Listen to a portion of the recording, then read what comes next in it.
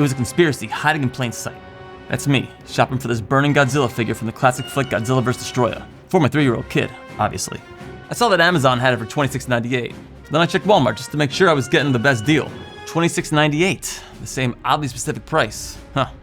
A few weeks later, the same toy suddenly cost $27.99 at Amazon, $27.99 at Walmart, and $27.99 at GameStop. Matching low prices, moving in tandem. Something was off.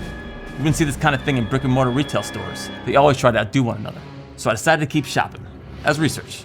Soon I was finding strange, correlating prices everywhere. This pack of toilet paper, $8.44 at Amazon, Walmart, and a few other stores. A few weeks later, it's $8.96 in all locations. The soccer goal for kiddos, $24.97 across the board. Weird numbers, probably no accident. And it turns out it wasn't. So I did some digging and found myself staring down what appears to be an intricate scheme to rig the economy, raid your wallet, and squeeze small businesses. And who's behind it? Amazon.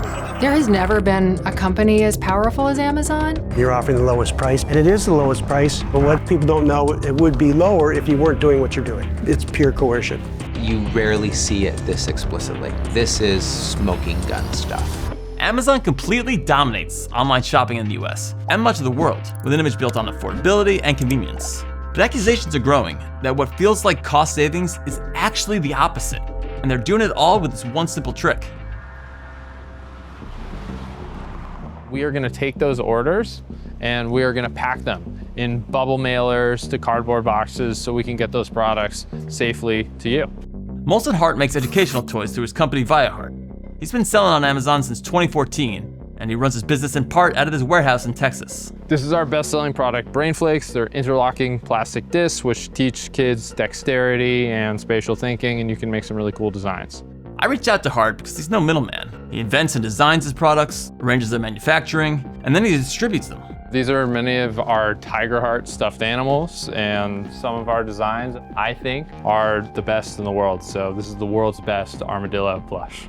You'd think that owning the entire process from conception to naming to wrapping the thing, it would mean that he determines the pricing, right? So one time, Brain Flakes, which is our bestseller, got suspended for having a lower price on the Target marketplace. At the time, Molson was selling Brain Flakes at Target for $19.98. The price listed on Amazon, $19.99.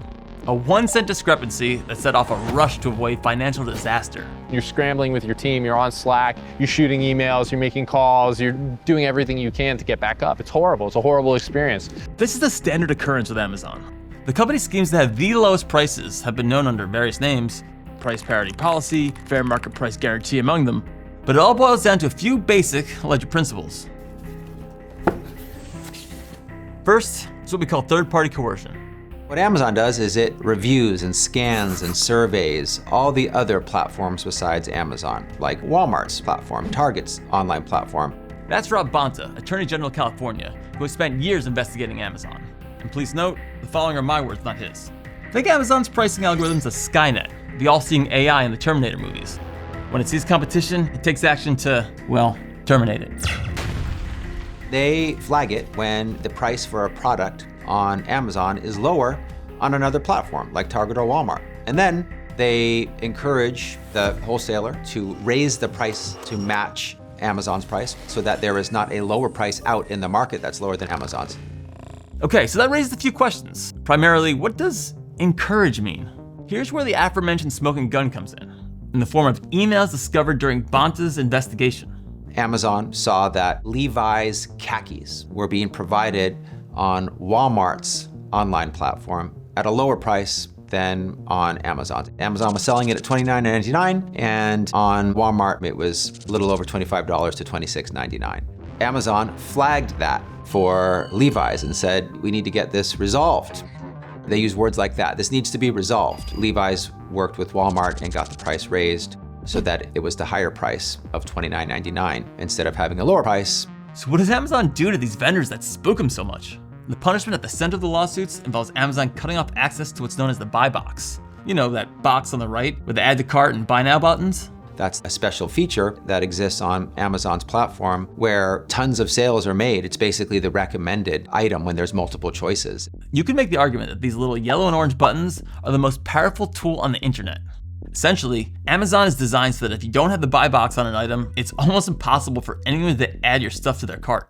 If you lose the buy box on a best-selling product, that can mean not being profitable that month or even that year. One vendor shared with us that they lost 80% of their sales when they were taken out of the buy box. A merchant knows that getting disqualified from the buy box is kiss of death. Steve Berman led the biggest antitrust settlement in US history and has a number of active suits against Amazon. So when Amazon says, if you don't change your price, you're out, they change their price. So why not just say screw it and take a hike, walk away from Amazon? Well, to quote the marketing campaign for the infamous 1998 American Godzilla movie, size matters. They are so dominant, they capture 70% of sales in more than 2/3 of major product categories. This is Stacy Mitchell, a researcher and author of the book Big Box Swindle.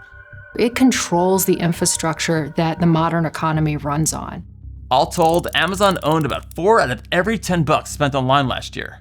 Around half of Americans have Prime accounts, and in 2024, a poll found that about 3/4 of Americans had bought something on Amazon over the preceding year.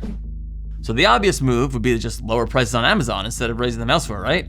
You can't because it's more expensive to sell on Amazon than it is off Amazon almost all the time. So if you lower the price on Amazon to what it is off Amazon, you end up losing money on Amazon. That's a phenomenon that can be explained by another alleged Amazon special. Let's call them captive vendor fees. 10 years ago, sellers were paying on average in the US about a 20% cut. So every dollar in sales, they gave 20 cents to Amazon. Today, that's up to 50%. Half of every sale right off the top going to Amazon. When I first started selling on Amazon, there was just what you called a fulfillment fee. And they took 15% of the price of the product. Today, there are fees for reviews, fees for advertising, long-term storage fees, aged inventory fees. You have, we don't have enough stock in our warehouses fees. In a competitive market, a truly competitive market, what would happen is that you would, as a seller, you would raise your prices on Amazon to absorb those fees, and you would have lower prices on cheaper platforms. And consumers would see those high prices on Amazon and they would start to shop on other platforms, and we began to get a more competitive marketplace. Amazon would feel that competitive pressure and maybe they would lower their fees so that you could lower your prices. That doesn't happen. Amazon doesn't just track prices of competitors like Walmart and Target. At this point, we've been told by sellers that a lower listing anywhere could trigger punishment. One day, I was looking at our BrainFlakes pirate ship and it just said high price on it. What is this? This is obviously killing sales. Imagine you go into a store and then the store representative says something like, okay, well, you can buy this, but just warning you now, the price at this location is really high and you might be able to find a lower price somewhere else. And so our sales cratered. We scoured the internet. Was it Walmart? Is it Target? Is it Temu? Is it eBay? How is this happening? As it turns out, none of the above. The product got dinged for being cheaper on Viaheart's own website, something that hadn't happened before. So what we did in the wake of learning about that is we just raised all the prices on our website, despite having way lower costs on our website, and we don't need the prices to be that high there. But what about the 12 million or so Amazon products that the company sells directly? It figures that Amazon isn't going to punish itself for having a higher price than other websites, right? Turns out the same principles apply, and there are a few approaches, all of which still shift the risk to the supplier. In fact, in some cases, Amazon actually guarantees itself a certain level of profit. If it discovers that a supplier's product is sold for less on another site, and Amazon then has to lower its own price to meet that lower price, it then goes back to the supplier and says, okay, I had to lose margin. You're now going to write me a check to ensure that I make my minimum margin. And so suppliers have to write Amazon a check to make up for that difference. And what suppliers, of course, figure out is they don't want to write Amazon checks. The better way from their point of view to go is to force those other retailers to keep their prices high. Now, let's be clear. Amazon does sometimes lower prices itself, but that's really only in service of raising them down the line. And this is what's known as algorithmic coercion. Another one of Amazon's alleged tactics to inflate market prices. It's when Skynet really kicks in. Amazon is monitoring prices across the web, and if it detects that another retailer lowers its price, it immediately matches that price. So what these other retailers' algorithms learn is they are never gonna win any more customers by lowering their prices. And what they do instead is decide, well, if I can't win any more customers, I might as well raise my prices and at least I'll make more profit margin on every sale that I do make. And what then happens is that Amazon sees that price rise and it matches the price hike. And over time, we start to see prices across the online market are being inflated because of Amazon's pricing algorithm. The math is ugly. Data analytics firm SmartScout found that inflation on Amazon outpaced national inflation since 2022, and inflation hasn't exactly been low. We're talking about a cumulative overcharge in the tens of billions of dollars, more than that. Amazon's price fixing is at the center of a whole bunch of major lawsuits, including one from the Federal Trade Commission and one from the state of California. Berman, meanwhile, is the lead counsel on a class action lawsuit against Amazon for this stuff. It could be the largest class action lawsuit in American history, worth tens of billions of dollars. Amazon has been fighting the lawsuits tooth and nail, but especially for independent businesses, it does feel like the fix is in. These are just small vendors, mom and pops, somebody with an idea, somebody with a product, somebody with a dream of starting a business who need a place to meet consumers. They can't reach the market unless they're on Amazon. Is there a free market? It's a lot of like these large, powerful corporations making bad decisions for the entire marketplace, arguing that it's a free market. But in reality, the sellers and the small businesses that sell on those corporations, through those corporations, don't have the ability to set their own prices. So in that way, it's not really a free market. Opinions vary on what should be done about all this should Amazon be found guilty in one or more of these lawsuits. But it's not an unprecedented situation. Back in 2020, the European Union began an investigation into how Amazon distributed the buy box. In 2022, Amazon agreed to treat all sellers on the continent the same when it comes to doling out those precious buttons. But as one executive wrote in an email that got unearthed for Berman's lawsuit, the expectations have not changed for US sellers. I know Amazon makes claims that they've shifted. If Amazon has discontinued the unlawful conduct, then they should have no problem agreeing to a preliminary injunction. But they're opposing our motion for a preliminary injunction. So, if Amazon is found guilty, it's going to take more than promises to get it to stop driving up prices. We can seek civil penalties. We want them to disgorge their ill-gotten gains from this unlawful practice where they padded their profits by breaking the law. I think that there needs to be a court order stopping these practices, and there needs to be a period of time where the court oversees Amazon's conduct. We could also potentially see a breakup of the company. That would mean basically restructuring Amazon into multiple companies.